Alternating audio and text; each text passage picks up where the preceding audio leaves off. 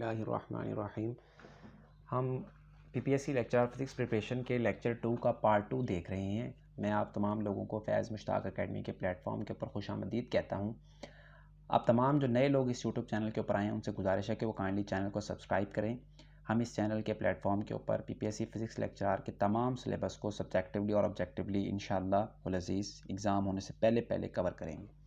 चलते हैं scalar product की तरफ। स्केलर प्रोडक्ट को डिफ़ाइन करवाते हैं कि स्केलर प्रोडक्ट दरअसल हमारे पास दो वेक्टर्स की इस तरीके की प्रोडक्ट होती है। डेफिनेशन जो आप इसको डिफरेंट बुक्स के ऊपर आपको मिलती है वो यही होती है कि scalar product of two vectors is defined as the product of the magnitude of two vectors with cosine of smaller angle between them. दोनों के दरमियान जो स्मॉलर एंगल होता है उसके कोसाइन के इक्वल होती है। यानी कि आप इसको यूँ लिख सकते हैं कि a vector a dot b is equal to magnitude of A magnitude of B into cos of theta. और ये जो थीटा है ये स्मॉलर एंगल को रिप्रेजेंट करता है कि दो वेक्टर्स के दरमियान जो स्मॉलर एंगल आएगा उसको हम थीटा बोलेंगे। अब इसमें जो डायरेक्शन आप निकालते हैं, डायरेक्शन निकालने के लिए आपको इस वेक्टर को ज्योमेट्रिकली देखना पड़ेगा। और ज्योमेट्रिकली हम ये देखते हैं कि आपने एक वेक्टर, लेट्स सपोज हमने यहाँ पे एक वेक्टर ड्रॉ किया, इस वेक्टर को हम कह देते हैं वेक्टर ए और ये वेक्टर है वेक्टर बी। अब इन दोनों वेक्टर्स के दरमियान जो एंगल यहाँ पे बन रहा है वो है थीटा यहाँ पे, और इन दोनों वेक्टर्स को हम स्केलर प्रोडक्ट के अकॉर्डिंगली देखना चाहते हैं, डॉट प्रोडक्ट के अकॉर्डिंगली देखना चाहते हैं। तो ए डॉट बी जो हमारा होगा ये A B cos of theta के इक्वल होगा। ठीक है। अब इसकी कुछ प्रॉपर्टीज़ हैं डॉट प्रोडक्ट की। जो सबसे पहली प्रॉपर्टी है डॉट प्रोडक्ट की वो ये कहती है कि हमेशा ये एक स्केलर क्वांटिटी होती है। ए डॉट बी हमेशा एक स्केलर क्वांटिटी का रिजल्टेंट आपको बना के देती है। अगर आप दो वेक्टर्स को डॉट प्रोडक्ट से मल्टीप्लाई करवा रहे हैं तो आपके पास एक स्केलर आएगा। फॉर एग्जांपल जिस तरीके से आप वर्क है इसमें आप एक वेक्टर फोर्स और एक वेक्टर डिस्प्लेसमेंट को आपस में डॉट प्रोडक्ट के अकॉर्डिंगली मल्टीप्लाई करवाते हैं तो वर्क आता है जो कि एक स्केलर क्वांटिटी होती है। दूसरी इसकी प्रॉपर्टी ये है कि ये कम्यूटेटिव लॉ को होल्ड करते हैं, यानी कि ए डॉट बी जो है ये हमेशा वही रिजल्ट देगा जो आपको बी डॉट ए वेक्टर देगा। तीसरा इसका ये है कि ये डिस्ट्रीब्यूटिव लॉ को ओबे करते हैं। इसकी तीसरी प्रॉपर्टी है, मतलब डिस्ट्रीब्यूटिव लॉ का ये है कि अगर आप एक वेक्टर ए का डॉट प्रोडक्ट ले रहे हैं एक बी प्लस सी के रिजल्टेंट के साथ तो जो आंसर आएगा वो हमेशा इक्वल होगा ए डॉट बी को अगर आप प्लस कर दें ए डॉट सी में, और इसको हम डिस्ट्रीब्यूटिव लॉ कहते हैं। डिस्ट्रीब्यूटिव लॉ की प्रॉपर्टी को ये ओबे करते हैं। डायरेक्शन आप इसकी प्रॉपर्टी में निकाल सकते हैं। डायरेक्शन जो थीटा आपका निकलेगा वो हमेशा यहाँ इसी फार्मूला के अकॉर्डिंग निकलेगा, कॉस इन्वर्स ऑफ आपका वेक्टर ए, उसको आपने डॉट किया बी के साथ, डिवाइडेड बाय वेक्टर ए और वेक्टर बी की मैग्नीट्यूड को मल्टीप्लाई करवाएंगे तो आपके पास थीटा आएगा। और थीटा जो है ये हमें पता है कि जो दो वेक्टर्स हैं उनका जो दरमियानी एंगल है उसको शो करता है। अब एक और प्रॉपर्टी इसकी ये है कि अगर हमारा थीटा जो है ये 90 डिग्री का आ जाता है तो ए डॉट बी जो है वो क्या होगा, वो ज़ीरो हो जाएगा। मतलब अगर दो वेक्टर्स के दरमियान जो एंगल है वो 90 डिग्री का है तो कॉस 90 लगाएंगे तो वो सिफर होता है। कॉस 90 सिफर होता है तो जो आपका ए डॉट बी है ये चला जाएगा। और नेक्स्ट आप थीटा को 0 अगर डिग्री रखें दोनों के दरमियान तो आपका जो ए डॉट बी आएगा वो इस केस में मैक्सिमम आएगा। जैसे वही वर्क वाली एग्जांपल हम लेते हैं कि अगर डिस्प्लेसमेंट भी उसी डायरेक्शन में हो जिस डायरेक्शन में फोर्स लग रही होती है तो वर्क जो है हमेशा वो हमें क्या मिलता है, वो मैक्सिमम मिलता है। देन हम इसके डॉट प्रोडक्ट के जो यूनिट वेक्टर्स हैं इनके प्रॉपर्टीज़ को आपको पता ही होगा। आई डॉट आई ये जे डॉट जे के इक्वल होता है और ये के डॉट के इक्वल होता है, मतलब एंगल सिफर होता है। और ये सारे के सारे जो हैं वो 1 के इक्वल हैं। इसी तरीके से अगर एंगल आप 90 लगा लेंगे, आई डॉट जे ले लें या जे डॉट के ले लें या इसके साथ साथ के डॉट आई ले लें तो आपका जो रिजल्टेंट आंसर आएगा वो सिफर आएगा, ज़ीरो आएगा। क्योंकि जो तीनों के तीनों वेक्टर्स हैं वो आप दो वेक्टर जो आपने लिए हैं वो म्यूचुअली परपेंडिकुलर हैं और कॉस 90 जो है वो हमें सिफर देता है। अब इसकी डिफरेंट एग्जांपल्स जो हैं वो आपने स्टडी करनी है ताकि आपको इसकी अच्छे तरीके से अंडरस्टैंडिंग हो जाए, एंगल कैसे निकलता है, प्रोडक्ट को हम निकालते कैसे। एक एग्जांपल मैं आप लोगों के साथ शेयर कर लेता हूँ जल्दी। लेट्स सपोज हम एक वेक्टर ए लेते हैं और जो एक वेक्टर है वो 2i है प्लस जे है माइनस के है, और जो दूसरा वेक्टर बी है वो हम ले लेते हैं i माइनस के। सबसे पहले तो हम ए की मैग्नीट्यूड निकालेंगे। तो ए की जो मैग्नीट्यूड निकलेगी, मैग्नीट्यूड का निकालने का तरीका हम लास्ट पढ़ चुके हैं। तो हम यहाँ पे 2 का स्क्वायर ले लेंगे प्लस 1 का स्क्वायर प्लस माइनस 1 का स्क्वायर अंडर रूट, ये 4 जमा 1 जमा 1 6 आ जाएगा। और इसी तरीके से जो दूसरे वेक्टर की मैग्नीट्यूड निकालेंगे तो वो 1 का स्क्वायर प्लस माइनस 1 का स्क्वायर होगी। और उसका जो आंसर हमारे पास आएगा वो √2 आएगा। और अगर आप A.B निकालेंगे उसी तरीके से I को I के साथ और J को J करने के साथ, तो आपके पास जो एंड रिजल्ट आएगा वो आएगा 3। अब जो आपने थीटा निकालना है, तो थीटा का फार्मूला था theta is equal to cos inverse of A.B divided by A magnitude multiply by B magnitude. तो ये बनेगा कॉस इनवर्स ऑफ A.B के ऊपर आप इसका आंसर लिख देंगे। आप √6 को जब यहाँ पे इसको A से B करवाया तो आपके पास 3 आंसर आया था, और नीचे आपने इन दोनों को आपस में मल्टीप्लाई करवा देना √6 और √2 को, और जब आप इसको सॉल्व करेंगे तो आपके पास ये √3/2 आएगा। अब √3/2 जो है ये आपका होता है 30 डिग्री, तो cos 30 की वैल्यू है ना ये √3/2, तो आपका जो थीटा निकला है वो कितना निकला है, √3/2 निकला है। तो इस तरीके से आप स्केलर प्रोडक्ट का कोई भी क्वेश्चन आएगा तो आपने उसको डॉट प्रोडक्ट के अकॉर्डिंगली अच्छे तरीके से सॉल्व कर लेना है, उसको उसका एंगल निकालने का भी यही तरीका, और कोशिश करनी है कि आप इसकी जितनी भी एग्जांपल्स करें उनके अंदर कैलकुलेटर को यूज़ ना करें, क्योंकि लास्ट हम देख चुके हैं कि कैलकुलेटर जो टेस्ट हुआ था हमारा लास्ट, उसके अंदर कैलकुलेटर का इस्तेमाल मना था, और ज़्यादातर जो क्वेश्चंस आ गए थे वो ऐसे थे कि जिनके अंदर सारे आपने न्यूमेरिकल्स करने थे या मैथमेटिकल आपको डेरिवेशन निकालनी थी, तो कैलकुलेटर से अवॉइड करें। नेक्स्ट हमारे पास आ जाती है क्रॉस प्रोडक्ट यानी जब आप दो वेक्टर्स को इस तरीके से ऐड करें कि उनका जो रिजल्टेंट है वो भी एक वेक्टर क्वांटिटी आए, तो ऐसी प्रोडक्ट को हम क्रॉस प्रोडक्ट कहते हैं। या दो वेक्टर्स को आप इस तरीके से ऐड करें कि उनका साइन एंगल जो है आप यूज़ कर रहे हो, तो उस वेक्टर को हम क्या कहते हैं, क्रॉस प्रोडक्ट कहते हैं या वेक्टर प्रोडक्ट कहते हैं। अब इसमें एक वेक्टर आपके पास ए होता है, आप इसको मल्टीप्लाई करवाते हैं वेक्टर बी के साथ, तो ए की मैग्नीट्यूड आ जाती है आपके पास, बी की मैग्नीट्यूड साइन और थीटा आता है आपके पास, और कोई ना कोई उसकी स्पेसिफिक डायरेक्शन आती है। तो होता बेसिकली यूँ है कि आप यूँ सपोज करें कि एक वेक्टर ए है और ये आपका वेक्टर बी है, तो ये दो वेक्टर को अगर आप क्रॉस प्रोडक्ट के अकॉर्डिंगली मल्टीप्लाई करवा रहे हैं तो जो रिजल्टेंट आएगा उसकी कोई ना कोई स्पेसिफिक डायरेक्शन आएगी एन, और ये जो डायरेक्शन होती है ये ऑलवेज परपेंडिकुलर होती है, इन दोनों के परपेंडिकुलर डायरेक्शन के अंदर। मतलब अगर ये एक्स एक्सिस है, ये वाई एक्सिस है, तो जेड एक्सिस में इसकी डायरेक्शन आएगी। तो याद रखें कि क्रॉस प्रोडक्ट में जो आंसर आता है वो जो दो वेक्टर्स आपस में मल्टीप्लाई होते हैं उनके भी 90 डिग्री के परपेंडिकुलर होता है, और इसकी जो डायरेक्शन आपने निकालनी होती है वो निकालनी होती है according to right hand rule. वो आपको इसकी डायरेक्शन देता है राइट हैंड रूल। और राइट हैंड रूल में जो थंब होता है ये आपको पता है कि डायरेक्शन को इंडिकेट करता है, और इस तरीके से आप उसकी डायरेक्शन को निकाल सकते हैं। आपने इसको एफएससी के क्लासेस के अंदर पढ़ा हुआ है। इसी तरीके से आप इसके भी प्रोजेक्शन को ड्रॉ करवा सकते हैं, और इनकी प्रॉपर्टीज़ को अब देखते हैं हम जल्दी जल्दी। जो क्रॉस प्रोडक्ट की सबसे पहली प्रॉपर्टी ये है कि ये कम्यूटेटिव को होल्ड नहीं करते। मतलब अगर आपने दो वेक्टर्स लिए, एक आपके पास वेक्टर ए है और दूसरा वेक्टर आपके पास बी है, तो ये नहीं है इक्वल किसके, बी क्रॉस ए के।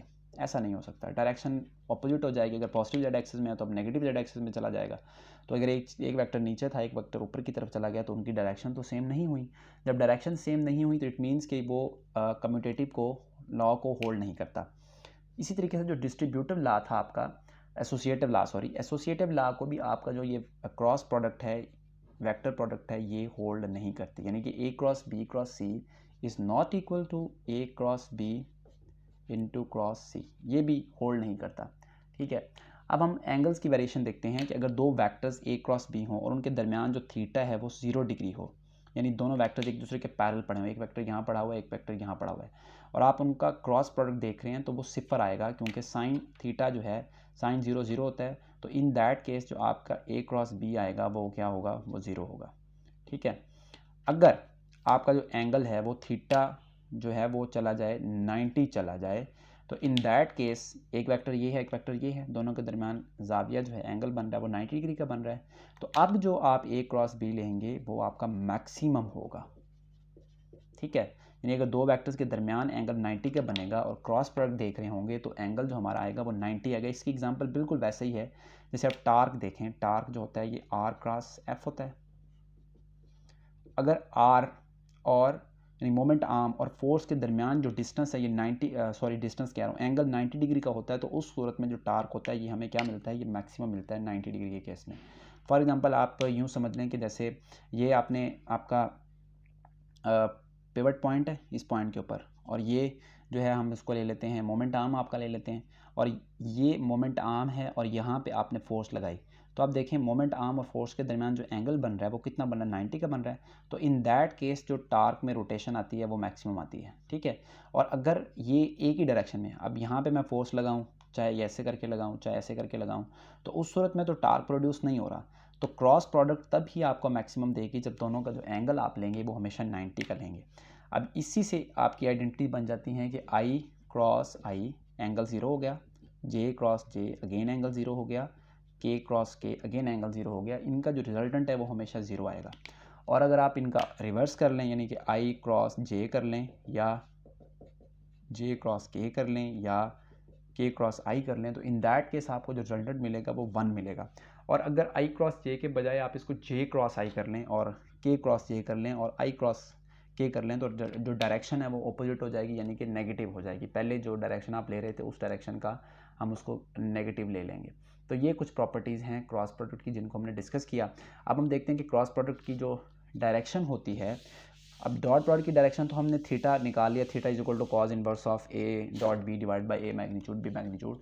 जो इसकी हम डायरेक्शन निकालते हैं वो बेसिकली हम डिटर्मिनेंट के मेथड को यूज़ करते हैं, जो आपने छोटी क्लासेस में 9th में डिटर्मिनेंट का मेथड पढ़ा था मैट्रिसेस के अंदर, कॉलम के अंदर। वो वाला तरीका लगता है कि अगर आपने दो वेक्टर्स ए क्रॉस बी है, इसकी डायरेक्शन को निकालना चाहते हैं, तो यहाँ पे आप ले लेते हैं आई, यहाँ पे ले लेते हैं जे, यहाँ पे आ जाएगा के, यहाँ पे पहले वेक्टर का मैग्नीट्यूड ए, यहाँ पे बी, यहाँ पे सी, इसको 1 कर लें, 1 2 3 कर लें।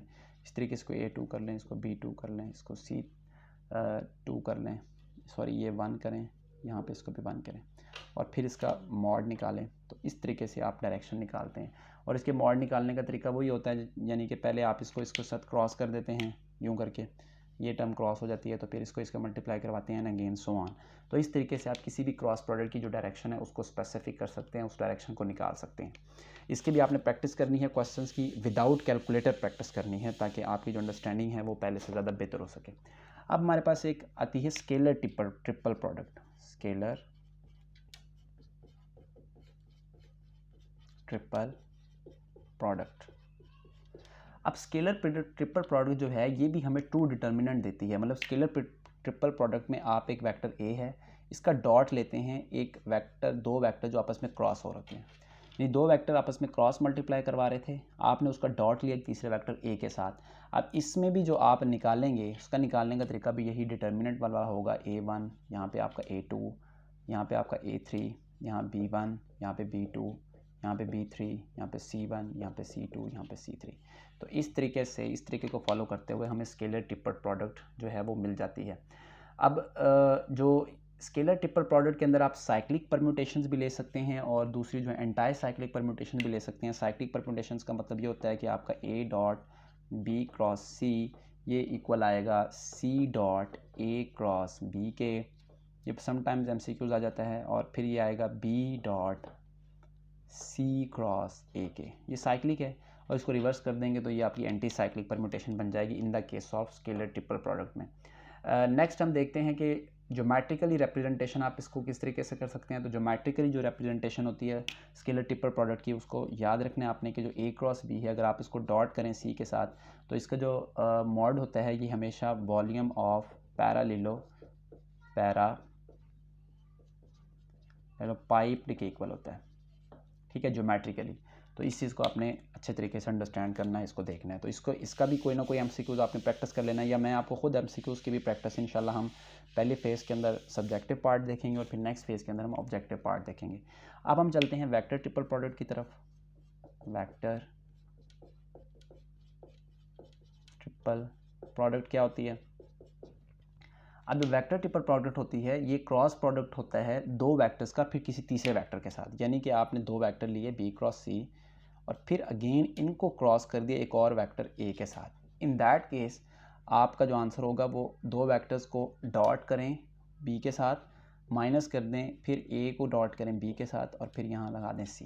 तो ये होता है वेक्टर ट्रिपल प्रोडक्ट का केस, वेक्टर ट्रिपल प्रोडक्ट का रूल होता है। आप इसको मज़ीद भी थोड़ा एलेबोरेट कर सकते हैं, थोड़ा इसको मल्टीप्लाई करवा सकते हैं। अब होगा ये कि हम इस चीज़ को, क्रॉस प्रोडक्ट को, डॉट प्रोडक्ट को, वेक्टर ट्रिपल प्रोडक्ट को, स्केलर ट्रिपल प्रोडक्ट में से जो एंड रिजल्ट्स निकाल सकते हैं वो हमारे ये हो सकते हैं कि A को अगर आप डॉट करें A के साथ तो कॉज आपका यहाँ पे बनेगा एंगल 0 बनेगा, तो इन दैट केस आपके पास ए स्क्वायर आ जाएगा। इसी तरीके से अगर आप ए डॉट बी लेंगे तो ये आपका बनेगा बी डॉट ए, और इसी तरीके से अगर आप ए क्रॉस ए करेंगे तो ये 0 आएगा, ए क्रॉस बी करेंगे तो ये आपका नेगेटिव बी क्रॉस ए आएगा। और इसी तरीके से आप स्केलर ट्रिपल प्रोडक्ट और वेक्टर ट्रिपल प्रोडक्ट की आइडेंटिटीज़ को भी रिमेंबर कर सकते हैं पेपर के पॉइंट ऑफ व्यू से। आई होप कि आप इनको अंडरस्टैंड कर रहे होंगे। नेक्स्ट चलते हैं हम ग्रेडियंट की तरफ। ग्रेडियंट के क्वेश्चन आ जाते हैं। ग्रेडियंट हम लेते हैं हमेशा स्केलर फील्ड का, तो gradient of any scalar field, तो बेसिकली ये एक वेक्टर ऑपरेटर होता है। वेक्टर ऑपरेटर होता है जिसको आप डेल ऑपरेटर कहते हैं, या आप इसको नेबुला का नाम भी देते हैं, ठीक है, ये आपने कैलकुलस के अंदर पढ़ा हुआ है। तो ये डेल होता है। अब हम डेल को रिप्रेजेंट कैसे करते हैं, हम इसको करते हैं partial over partial x i plus partial over partial y j plus partial over partial y k, sorry partial over partial y, यहाँ पे पार्शल ओवर पार्शल जी के, ये आपका होता है ग्रेडियंट। और जो ग्रेडियंट है आप इसको लिखते कैसे हैं, फॉर एग्जांपल आपने किसी एक स्केलर क्वांटिटी का ग्रेडियंट लिया तो ग्रेड ए किया, तो दरअसल ये जो ग्रेड ए आपका है ये डेल ए के इक्वल आएगा। तो आपने किसी भी स्केलर के ऊपर एक इसको डेल को रिप्रेजेंट करवाया और ये आपका जो है एक ग्रेडियंट आपको इस तरीके से स्केलर फील्ड का निकाल सकते हैं। अब एक बात याद रखें कि ये जो आप जब भी आप किसी भी स्केलर के ऊपर ग्रेडियंट अप्लाई करेंगे तो आपके पास जो आंसर आएगा वो हमेशा एक वेक्टर क्वांटिटी होगा, ठीक है, ये एमसीक्यूज है। जब आपने ग्रेडियंट अप्लाई करवाया स्केलर के ऊपर तो आपका जो आंसर है वो हमेशा क्या होगा, वो एक वेक्टर क्वांटिटी आएगा, जैसा कि हम देख सकते हैं कि इसके अंदर आई जे के आ रहे हैं और इस हिसाब से हम उसको देख सकते हैं। अब इसकी एग्जांपल आप कोई भी एग्जांपल कर सकते हैं, आप अपने हिसाब से कर लीजिएगा। जैसे फॉर एग्जांपल मैं ए को लिख देता हूँ एक्स क्यूब, तो आपने एक्स क्यूब को इसके साथ डेल करना है और यहाँ से देखना है कि आपके पास क्या आंसर आते हैं। एक और भी आप एग्जांपल कर सकते हैं, बी ले लें, एक्स स्क्वायर ले लें। तो इन एग्जांपल्स को आपने सॉल्व करना है और जो मसला होगा वो आप कमेंट्स के अंदर पूछ सकते हैं ताकि हम उसको डिस्कस कर लेंगे नेक्स्ट क्लास के अंदर। अब हम चलते हैं डाइवर्जेंस की तरफ। डेल हमने देख लिया, डाइवर्जेंस क्या होती है। डाइवर्जेंस, जो डाइवर्जेंस होता है बेसिकली ये स्केलर क्वांटिटी को वेक्टर फील्ड में डिफरेंशिएशन के लिए हम इसको यूज़ करते हैं। जब भी हम किसी भी एक क्वांटिटी का डाइवर्जेंस लेंगे, जैसे हम डाइवर्जेंस ले रहे हैं ए का, तो ये जो डाइवर्जेंस ए होगा ये दरअसल partial over partial x a plus partial over partial y, a का दूसरा कंपोनेंट 2 कर लें, इसको 1 कर लें, और फिर partial over partial y a का थर्ड कंपोनेंट कर लें। तो हम इसको सिंप्लीफाइड फॉर्म के अंदर भी डेल वेक्टर के तौर पे ऑपरेटर के तौर पे लिख सकते हैं। तो जो डाइवर्जेंस ए होता है हमारा, हम उसको लिख कैसे सकते हैं, ज़रा देखें कि ये दरअसल डॉट होता है किसी एक वेक्टर क्वांटिटी के साथ, ठीक है। तो डेल डॉट ए आप इसको कह सकते हैं। और जो डेल आपका है आप उसको जानते हैं कि डेल एक ग्रेडियंट ऑपरेटर है, तो ये partial over partial x i plus partial over partial y j plus partial over partial z k, और आपने इसको डॉट कर दिया ए के साथ। अब देखें डाइवर्जेंस में जो हमने ग्रेडियंट ऑपरेटर देखा था वो देखा था कि एक स्केलर के साथ होता है और हमेशा उसका रिजल्ट वेक्टर आता है, जबकि डाइवर्जेंस हमेशा एक वेक्टर के साथ जाता है और उसका जो रिजल्टेंट हमारे पास आएगा वो हमेशा क्या होगा, एक स्केलर होगा। तो ये एक एमसीक्यूज है, आपने इसको अच्छे तरीके से याद करना है। इसकी भी प्रैक्टिस आप कर लीजिएगा डिफरेंट वैल्यूज़ लेके कैलकुलस की किसी बुक से, तो आपको इसकी अच्छे तरीके से समझ आ जाएगी डाइवर्जेंस की भी। देन हम चलते हैं जो तीसरा ऑपरेटर हमारा होता है जहाँ से अक्सर क्वेश्चन आ जाते हैं, वो है लैप्लासियन, या कोई उसको लैप्लासियन कहता है, जैसे भी आप उसको प्रोनाउंस करते हैं, लैप्लासियन ऑपरेटर, दी लैप्लासियन।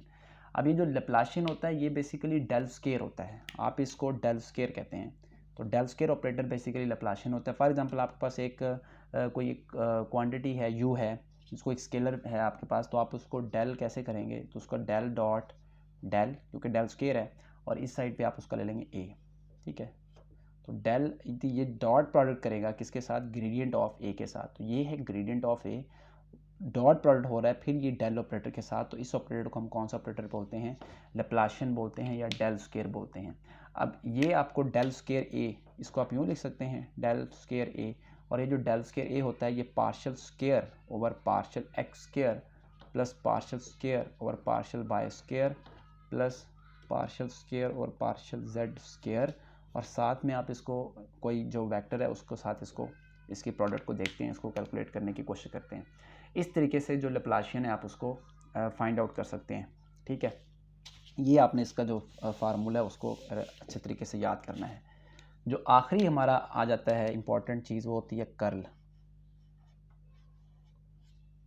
ठीक है, जो कर्ल होता है ये हमें हमेशा एक वेक्टर फील्ड देता है, यानी कि जो कर्ल हम लेते हैं वो बेसिकली डेल करते हैं क्रॉस वेक्टर के साथ ए, तो del cross A is a curl है। और आप इसको लिखते कैसे, आप इसको लिखते हैं कर्ल ऑफ ए। ठीक है, और कर्ल ऑफ ए को फाइंड करने का तरीका ये है कि आपने डेल क्रॉस ए लिखा और वही डिटरमिनेंट वाला रूल लगा दिया। यहाँ पे आपका आई है, यहाँ पे जे, यहाँ पे के, तो यहाँ पे अब आप क्या लिखेंगे, पार्शल और पार्शल एक्स, पार्शल और पार्शल वाई, पार्शल और पार्शल जी, और इस जगह पे आप ले लेंगे A1, A2, A3, यानी कि एक्स वाई और जेड जो उनके कंपोनेंट्स होंगे उनको लिख देंगे। इस तरीके से आप क्या ले सकते हैं, आप किसी भी फील्ड का कर्ल ले सकते हैं। कर्ल को फाइंड आउट करने का ये हमारे पास तरीका होता है। अब इसमें भी आपने क्वेश्चन जो है इनको देख लेना, अच्छे तरीके से याद कर लेना है। अब जो कर्ल होता है वेक्टर फील्ड का, ये वोर्टिसिटी को रिप्रेजेंट करता है या सर्कुलेशन पर यूनिट एरिया को रिप्रेजेंट करता है। जो कर्ल होता है ये सर्कुलेशन है, यानी कि हम कहते हैं कर्ली फिंगर्स की जैसे हमने बात की थी, तो ये बेसिकली सर्कुलेशन को रिप्रेजेंट करता है पर यूनिट एरिया। तो वेक्टर एक ऐसी वेक्टर फील्ड, अब कुछ इंपॉर्टेंट इसके रिजल्ट्स हैं, एंड रिजल्ट्स हैं, उनको हम देख के इसको एंड करते हैं कि अगर आप वेक्टर फील्ड का ज़ीरो डाइवर्जेंस हो, तो ज़ीरो डाइवर्जेंस वाला जो वेक्टर फील्ड होता है जिसकी जो डाइवर्जेंस आई है वो आपके पास ज़ीरो आई है, उसको आप क्या कहते हैं, उसको सोलेनॉइड कहते हैं। ज़ीरो डाइवर्जेंस वाले वेक्टर फील्ड को हम सोलेनॉइड कहते हैं। अगर वेक्टर फील्ड जिसका ज़ीरो डाइवर्जेंस ना हो बल्कि जिसकी ज़ीरो कर्ल आ जाए आपके पास, उसको आप कहते हैं इररोटेशनल। कर्ल जीरो है तो उसका मतलब रोटेट नहीं कर सकता, तो ये बनेगा इररोटेशनल। और इसी तरीके से अगर आपका स्केलर फील्ड हो जिसका जीरो ग्रेडियंट हो, स्केलर, ये दोनों वेक्टर फील्ड के लिए हैं और ये स्केलर के लिए हैं, जीरो जिसका क्या हो, ग्रेडियंट हो, तो जीरो ग्रेडियंट वाला जो स्केलर होगा वो ऑब्वियसली आपका क्या चीज़ आ जाएगी, कांस्टेंट क्वांटिटी आ जाएगी। ठीक है, तो इन तीन बातों को आपने अच्छे तरीके से याद करना है। ये दो आपके वेक्टर फील्ड के लिए हैं और ये आपका जो है वो स्केलर फील्ड के लिए है। ठीक है, इस तरीके से आप कर्ल को, डाइवर्जेंस को और जो है ग्रेडियंट को, इनको मेमोराइज़ कर सकते हैं। और इनके कुछ एंटिटीज़ हैं उनको भी आपने याद रखना होता है, वो आप किसी भी बुक से देख लेंगे। तो आज का लेक्चर यहाँ पे एंड होता है। आई होप कि आपने चीज़ों को अंडरस्टैंड किया होगा, चीज़ें समझ आई होंगी आपको। कोई क्वेश्चन हो, कोई क्यूरी हो, या कोई भी आप कमेंट करना चाहते हो मेरे मेथड के ऊपर या किसी भी चीज़ के ऊपर जो हमें ऐड करनी चाहिए, वो आप नीचे कमेंट कर सकते हैं। इंशाल्लाह हम पीपीएससी लेक्चर फिजिक्स के तमाम सिलेबस को वन बाय वन यहाँ पे स्टडी करेंगे, ऑब्जेक्टिवली भी स्टडी करेंगे इंशाल्लाह, और सब्जेक्टिवली भी सारा सिलेबस स्टडी करेंगे। तो आप लोगों का कोऑपरेशन चाहिए मुझे। चैनल को सब्सक्राइब करें, लाइक करें और दूसरों के साथ वीडियोज़ को शेयर करें। अपना बहुत ज़्यादा ख्याल रखिएगा। एक नेक्स्ट वीडियो तक के लिए मुझे दीजिए इजाज़त। अल्लाह हाफ़िज़।